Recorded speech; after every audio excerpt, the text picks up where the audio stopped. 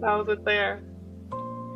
There's a storm at the moment, but the temperature rose, and it's nice. I mean, though it's stormy outside, rain and high waves, the temperature rose more than 10 degrees. Now it's less a bit, but it's much better, and we are very happy. Good, good. It's good to hear you.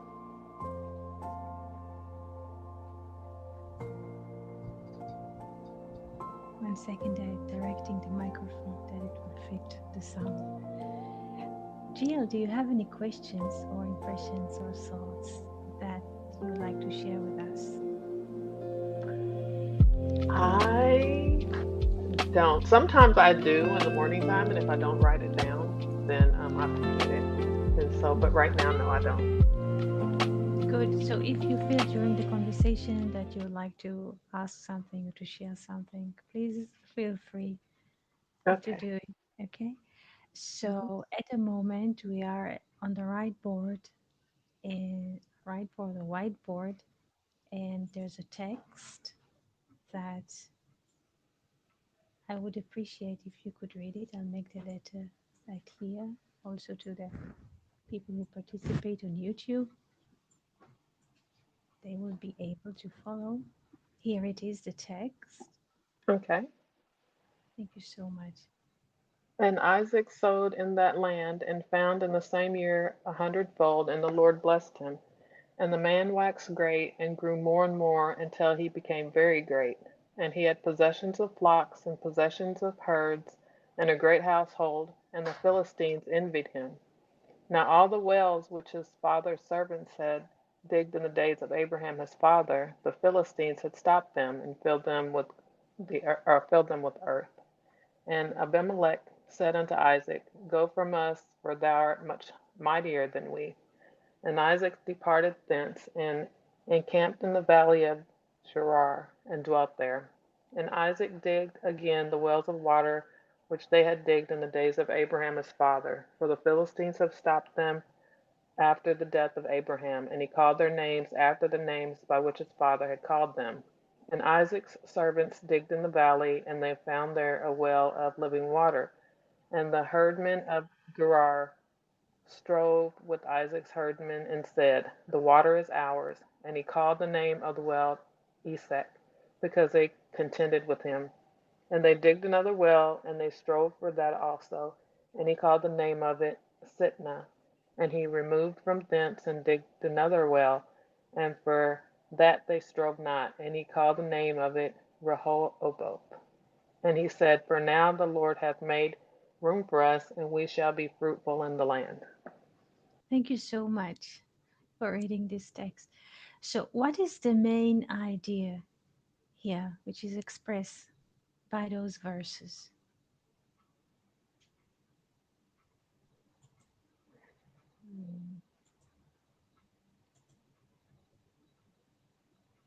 It just, to me, it just seemed like they kept digging wells, looking for maybe a specific area that would be just for them. Yes, there's like the times that Isaac sits, and I will make a little map that all of us could follow. 1 second. Here, make a little map and describe what happens. There is a famine in the land, and Isaac wishes to go to Egypt, but the Lord says, "Do not descend to Egypt." And instead, look what happens. I will make a map here. This is the land, approximately here. This is the Lake of Galilee, the little point, and here is the Dead Sea, the Salt Sea here. So there is a famine, and Isaac is going to live here. This is Gra, and he digs wells. 1 second, and we now read about wells, but what is implied here is about the three upper spheres, and I will make little drawings. He digs well to find waters, but there's like a dispute between the shepherds of Isaac and the shepherds of the Philistine.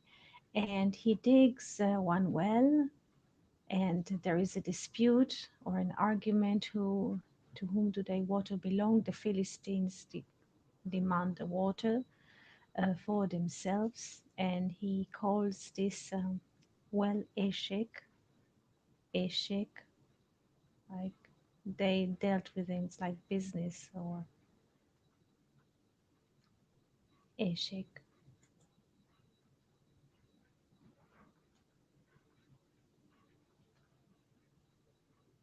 And then they dig a second well, And also here there's dispute, sitna, hatred, sitna, hatred. I'm not sure that I write the good spelling in English. And here also there is a dispute. Only in the third well, and then he moved from there, like took a bit of space. The Bible says the third well, Rehovot, Rehovot, which mean broad streets, broad streets in Hebrew. Rahav is broad, Rehovot, broad streets, or streets, or also broad and streets, one word. So this is the first well, Eshek. There here is a dispute. I'll make it red. Dispute. And the second well, Sitna, as well, there is a dispute.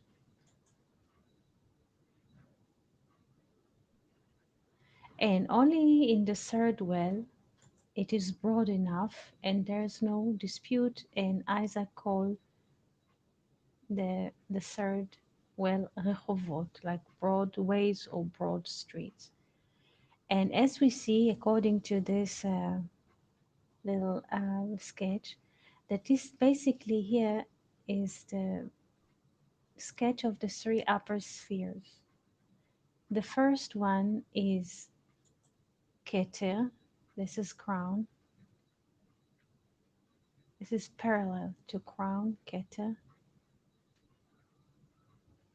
The second is parallel to wisdom, and the third is understanding.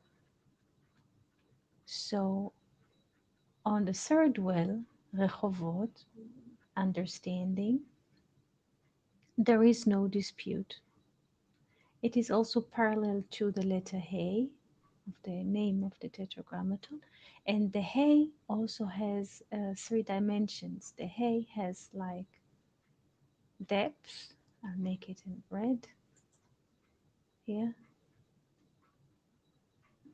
Width, length, one second. Second. Width, width, length, and depth. Three dimension. It's a vessel, the letter He. This is depth. And in understanding, there are like three dimensions. And in this, what do I mean by saying three dimensions? Three dimensions is geometry. Geometrically speaking, there's like triangles, three dimensions.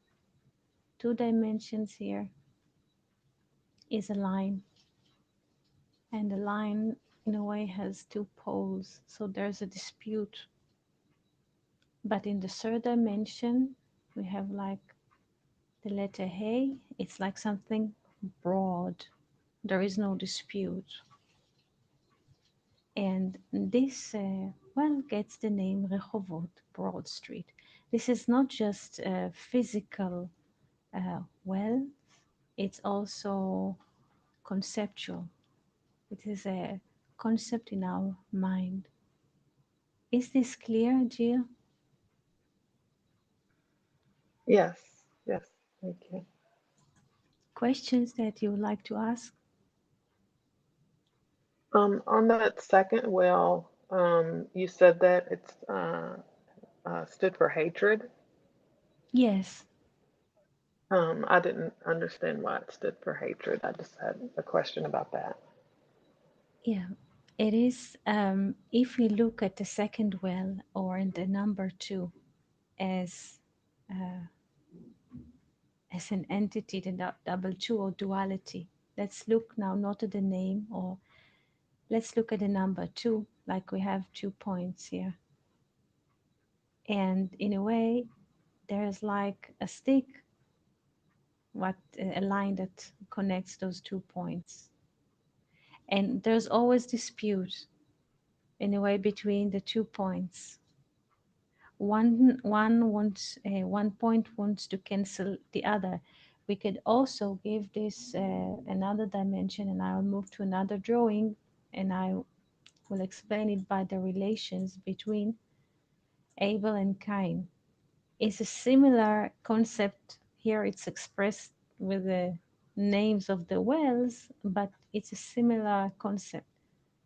We have here Abel. He was born second, but in the thought, he was conceived first, Abel. And then we have Cain. And they have like polarized relations. In a way, Abel, speaking in the language of computers, is zero. Cain is one. He wants to have it all. He wants to swallow Abel. He also kills Abel. There is like either or, either this or that. There is no middle point. And Cain consumes Abel or kills Abel. All, and this is the twins, the first twins, of which the Bible opens with. Only with the third son, Shet, says in English, Shet in Hebrew, he is the third or the third sphere. The world can exist. He is the third son. He is the third son of Adam and Eve.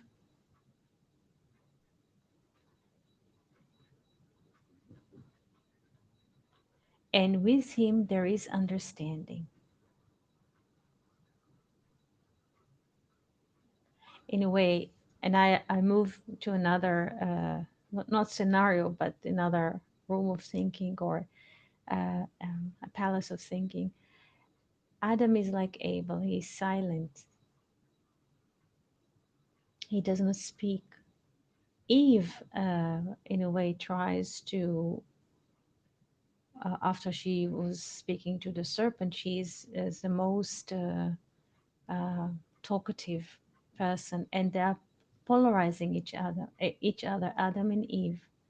And the fact that they don't have a middle line also is expressed by the fact that they're having twins. One is silent, Abel, in a way, like Adam, and one is dominant, like Eve.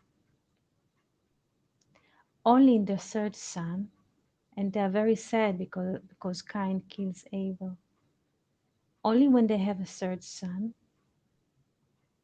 they understand something, that it's not either or, but there is a sense of conversation of which everybody participates.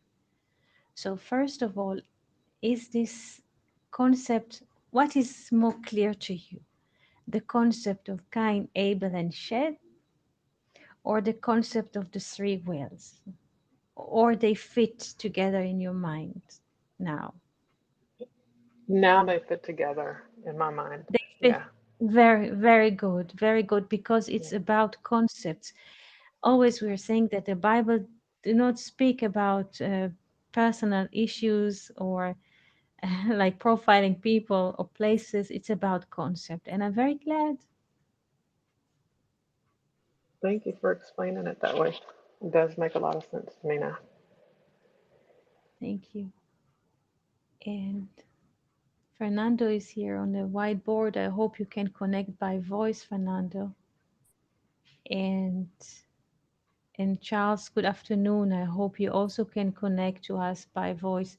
Do you have a question, Gilles, before we move to the text of Friedrich Weinreb? Would you like to ask something or to share something before we move to read the text of Friedrich Weinreb about? Um, no, I don't have any questions right now. Thank you. Good. Okay. So let's move a bit here to the side here where the text is. And let me make it bigger here. Tell me if it's clear enough, if the letters are clear for Yes. reading. Like, Yes. yes, they're very clear. Thank Isaac and Abimelech represent the world. Did you want me to read all of it? I'm sorry. you. Yes, just two paragraphs Okay. if it's okay, because at the Okay. moment, yeah. Okay. Isaac and Abimelech represent the world at the end in the far west, precisely because Isaac, unlike his father Abraham and his son Jacob, was neither in Mizraim nor in Ashur. The reaction of this time of the end is also so completely different. The Abimelech then Abimelech accepts him as a very special person, as a holy person. That then goes without saying. The Philistines do not harm him either. Abimelech, their king, even has it proclaimed that no one should touch him. Genesis 26:11. Whoever can keep away from the duality of Ashur Mizraim in his life, whoever is not distracted from Ashur Mizraim by his profession, studies, or interests, by politics, science, etc., will not be harmed by the king. For example, the essence of the time at the end of time when the apostasy and temptation are very strong. On the contrary, circumstances are directed in such a way that man is protected by the very power of which one should assume the opposite. Moreover, Isaac is blessed by God in this situation, and his yield is 100-fold. Thank you. And that's according to F. Weinrib, Dutch Bible, and Midrash. Midrash. Thank you so much. So, what does say in this text?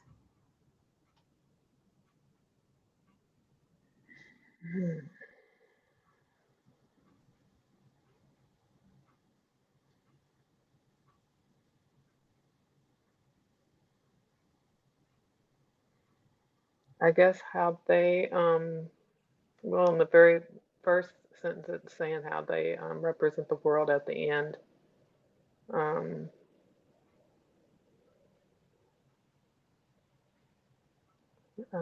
maybe it's how different they are. Yes, very good. Yeah. Yes. How different they are. Yes, yes. And what happens at the end of the world? Which well, according to this text that I just brought a part of the chapter. What if this is the end, uh, the world to end? What kind of a new order is appearing according to the structure of the wills? What will appear? Uh, A- understanding. Understanding. Yes, understanding. And on this we can build understanding, or in a way, as we saw here, of the name Shet, the third son. From Shet, the humanity starts here from Shet. Shet is like, I just write the first digit because this is 300, Tav is 400. So 3 and 4 is 700. From this, there's like we have civilization from Shet, from the third, because Cain also have a dynasty, but Cain dynasty ends after seventh generation, like God promised him. 7 generations, and then they're cancelled. They're drowning in the flood. They cannot exist. So they're drowning, and the humanity starts from Shet. As Chronicle says, Adam, Shet, Enosh. Chronicle counts in a way Shet after Adam. Chronicle does not count even Cain and Abel. Chronicles, in the book of Chronicles, we find the order Adam, Shet, Enosh. Adam, Shet, Enosh. This is how Chronicle counts. Adam, Seth, Enoch. I think they call it in English Enoch. I'm not sure. Enosh. Yes, I think so. You know. Now I would like to move with you to this little painting. Not painting, I think it's like scratch on wood here. 17th century Isaac and Abimelech here. Let's look together how this is interesting how the artist sees the words of the Bible in the eyes of the Spirit and manifests it.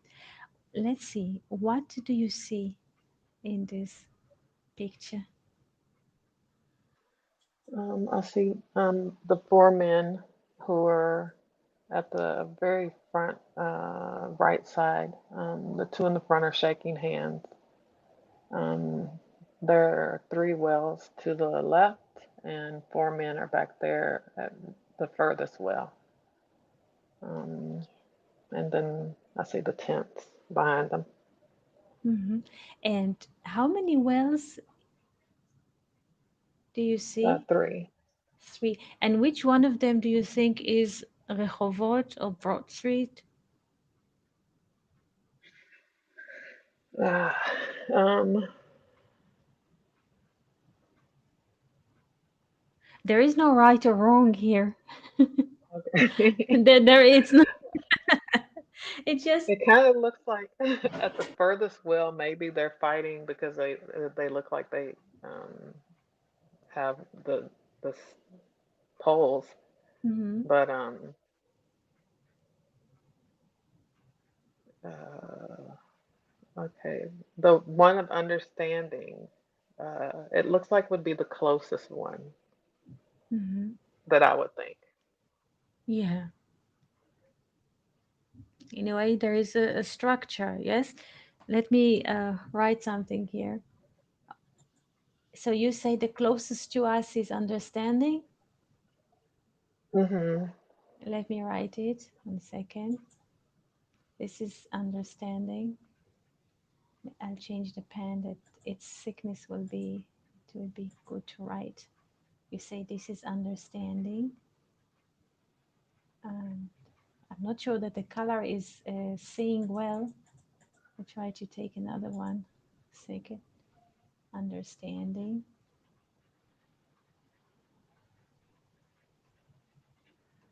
Not sure that this one. Understanding. And in a way, there's a triangle here. Yes? Hmm. And this is the Yeah. hay or understanding. Let's move to the red. See how this. And this might be crown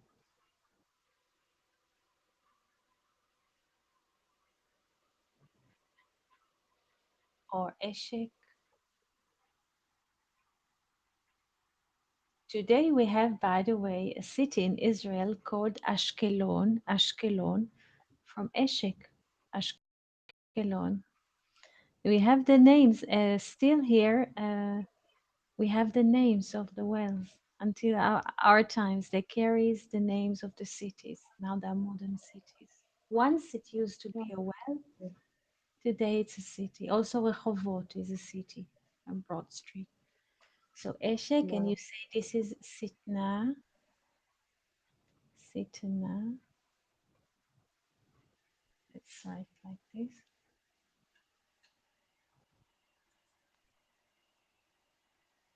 Sitna. And then in the third well of understanding, the men are shaking hands. One of them is Abimelech, one of them is Isaac. Whom do you think uh, is Isaac, and whom do you think it's Abimelech?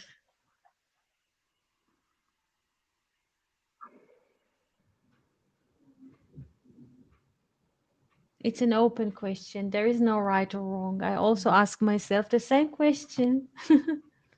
Hmm. I think that Isaac, I would say, would be the one who's standing to the left, Hmm. um, the one in between the two men, and that Abimelech would be to the far right, maybe. This is what I thought. This is what I thought as well. So I just say. I would like to see if this is was my impression too, in a way, because Isaac, you're saying that this is Isaac. Hmm. Isaac, in a way, is leaning on his left arm. Do you see here uh, Yes. the left arm? He is leaning at his left here. And in the systematism of the spheres, we have learned that Isaac, you remember, we were saying that Abraham is the right side of grace. Isaac is the overcoming, and he's leaning on his left side. Also, he was binded, so he was a bit passive. He's leaning on the left, yes, support, and then his right hand is shaking Abimelech hands.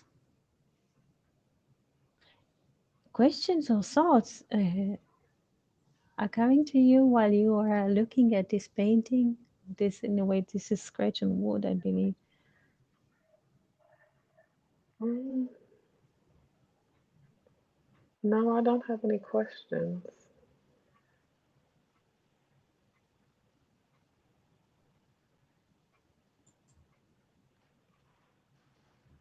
Okay.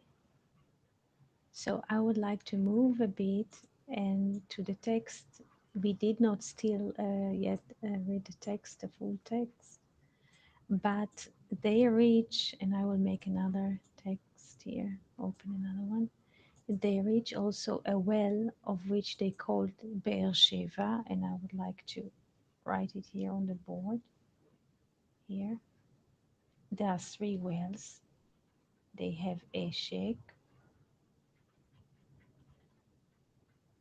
This is the first. They have the second, Sitna.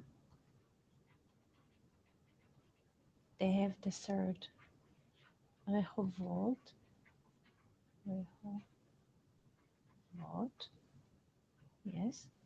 And the in the rest, when we read, when we follow the text, we find that there find another well which is called Beersheba. Beersheba. Beersheba. It means the seventh well. The seventh well. Beersheba. The seventh well. Beersheba. Seventh well. Here we have the three,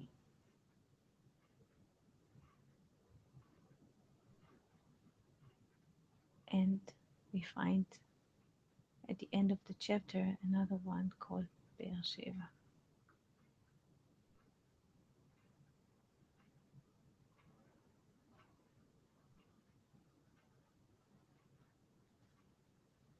And this is a city in Israel until our times, Beersheba, the seventh well. Questions?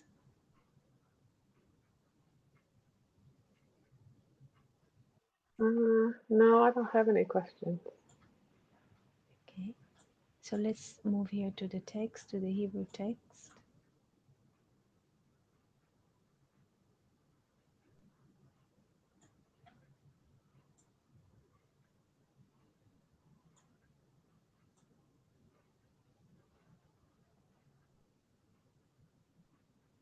Second, can you please read verse 19?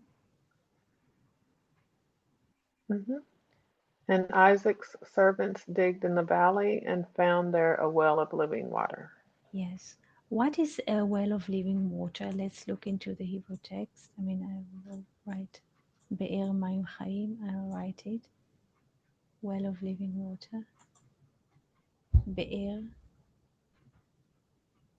Be'er,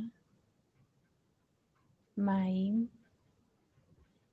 Chaim. Well of living water. Chaim, Chaim has the value. First of all, Chaim in Hebrew is a plural form. We have Chai, which is alive, and Chaim with double yod and mem is life. And life, in a way, in Hebrew gives us the sense of like two dimensions, because also we live here in the world of duality, like in the mechanical life, but at the same moment we are living there. So I would like us to give this perspective. Kan is here. We can look at kan also as mechanical.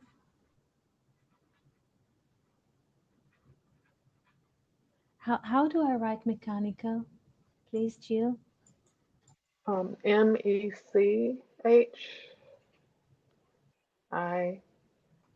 Mechanical. Thank you. Mechanical. Mechanical. Mechanical Mechanical. here. Now I'm questioning myself. I think it's I think Because hold on, I have to write it down. it's okay because I asked because I moved between so many Oh, I think there's an N in there. mecha, Mechanical. Mechanical.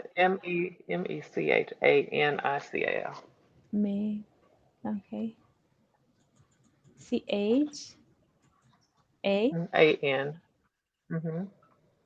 like that.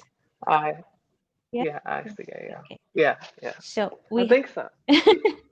okay. So we have here in this dimension mechanical, but we also have another dimension which is sham. Sham is there in the world of the soul. So we have sham meaning there. This is in the world sham from shemen, like the heavens. Shem from shamayim, the heaven. One second. Shem. I'll write it like this. Sham. Sham from also Shem. Shem, which is a name. The soul has, this is the soul dimension. So Chaim, whenever we say Chaim in Hebrew, it has dual, in a way, double dimension here in the mechanical, but also there in the world of the soul. Can, can, like the Beatles, they have a song here, there, here, can, there, sham, she, and everywhere. So in the mechanical dimension, there's life, but also there in the soul dimension.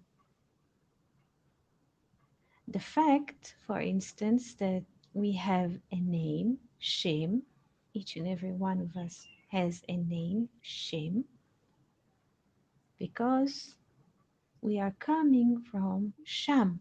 Sham is there. Otherwise, we would not have names.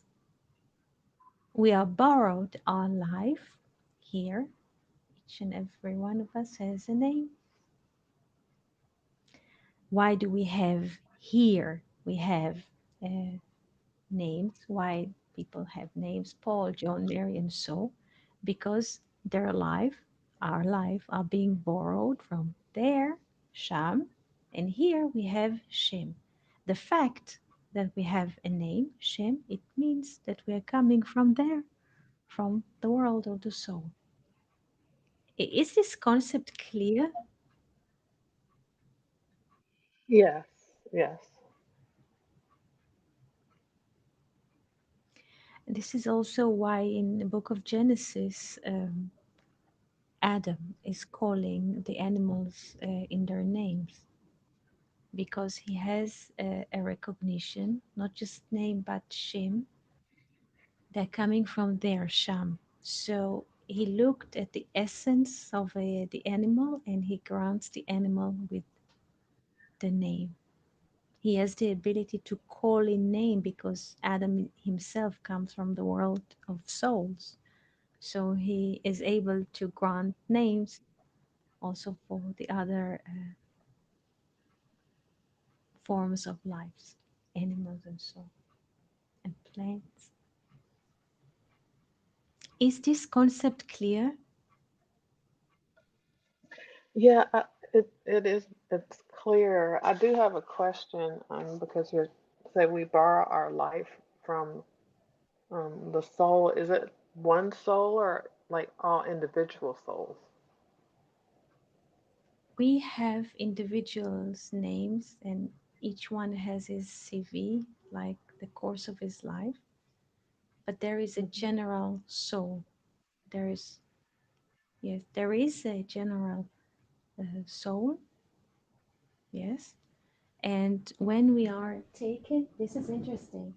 We don't think about it in this dimension. We people just think that they bear children and they have sons and daughters and they give them names and so.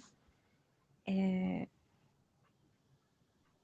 People do not think that while children are being born here, children not just men of men and women, but also animals and puppies and so and chicks, those are borrowed life from there. So lefisha, according to the hour or temporarily, uh, the bird or the cat or children, or for the time being, we are spending time here, but we are borrowed soul here. Let's call it here. This is, let's say, planet Earth. And there's like, I'm just making this little sketch. People are here walking and working, riding the bicycle temporarily because we are borrowed souls. For a while we are here and then we return. All of us. We are just borrowed. This is why also the king Shaul, this is the meaning of the meaning of the name Shaul, the first king. We called him Saul, Saul in English, yes, but he is borrowed. God didn't want that people will have kings. Like Weinreb says here in the text, what is the meaning of a king? It means that time, Chronos, is governing. So God did not want the Israelites to have king, but they demanded to have a king. So Shaul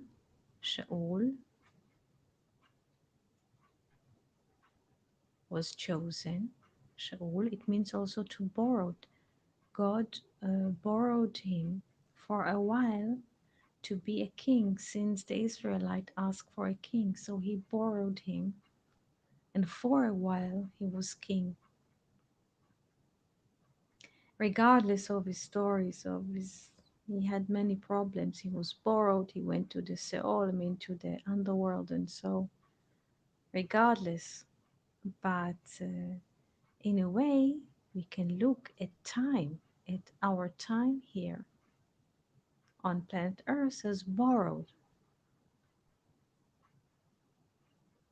We are just living a lifetime which is borrowed. We were granted with life for a while. Also, the animal and the bird, there is like a recycling of nature and life. So, for a while, the bird has, we, in a way, this is very interesting. People usually they relate more roughly, uh, they have more attachment to humans and so, but also birds and butterflies and flowers, they have their time and then they move on. We are here for a while. Also, the name Levi. Levi, Levi, it means to borrow or to escort. This is it. It's very simple. Our life here, because we are so associated with our body, with the dimension of the body and the name and the address, we are possessed with this perception also of the senses that tells us that this is who we are, the one that is reflected on the mirror or by the mirror, but it's not. And our life here are borrowed for a while, and then we move on. This is why it is so. I feel that it's so important to live life fully and to have this deep connection to people because we're here for a while and to speak the truth because we're just passing through here.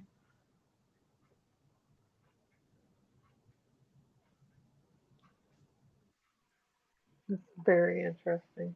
It's pretty amazing.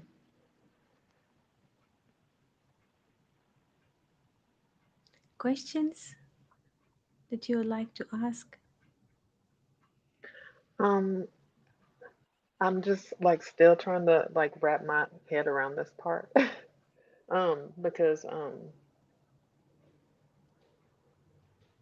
it's I guess for me it's like trying to know that like right now I exist where I'm at, but also there's like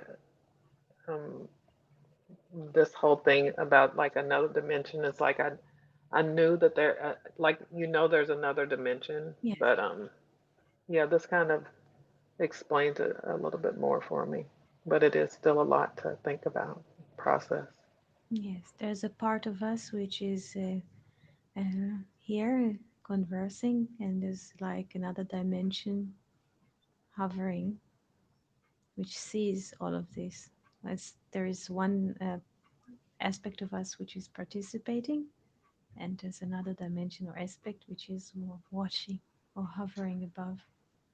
This is here and there. Yes. It sometimes happens to us that in daily activity life, we're doing something, and then comes a thought or a feeling or impression at the same time we are doing something. So what is happening really? Let's say a person washes a glass, let's say manually, for a moment. But at the same moment that he washes a glass, comes to him a thought or a song or impression in the heart or a memory.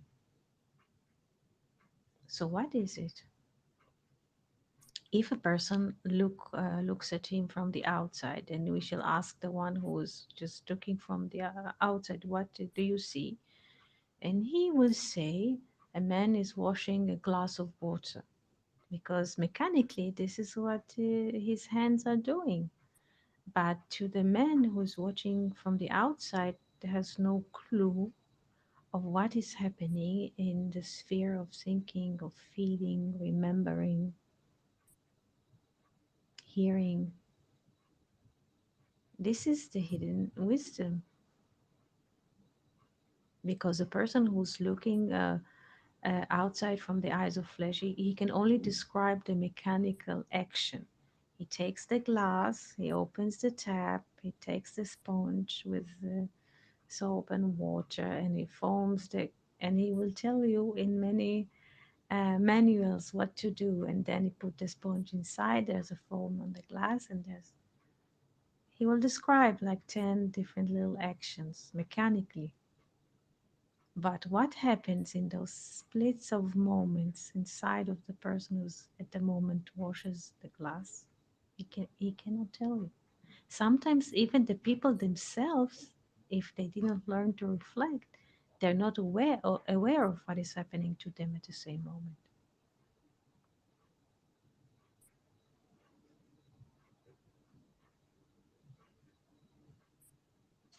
It's really interesting because, like, I do have that happen more often, and it just is like a feeling that comes over, and you try to capture it and try to figure out where it's coming from, and then it like is gone just like that. Yes, yes, But this is it. This is it. This is exactly it. The thing is to be aware enough to notice that it's coming and going, and we would like this to stay. And if it comes and leaves impressions, we would like to communicate those impressions to others and to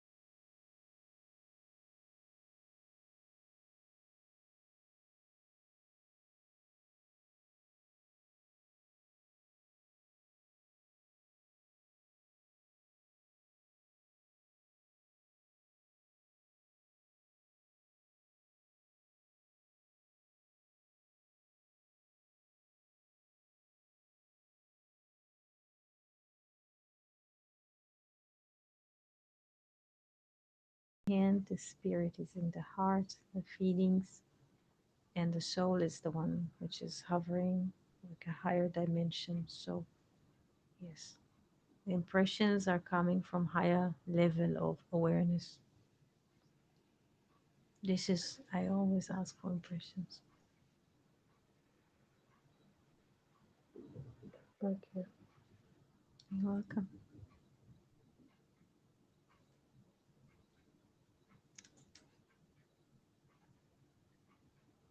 Questions that are arising in you at the moment?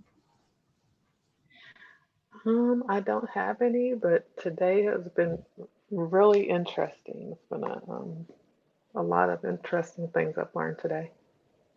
Thank you so much. Thank you so much, Yael, and thank you for all the ones who participate on YouTube and on the chat. And I would like to thank you for this wonderful week here, because by you participating in those conversations, it gives the whole concept like a new dimension. And I would like to thank you for your participation. And we can meet here tomorrow at the same time if you have time. Thank you so much. Okay. Thank you so much. You have a great day and a great evening. Thank you, Cheryl. Shalom.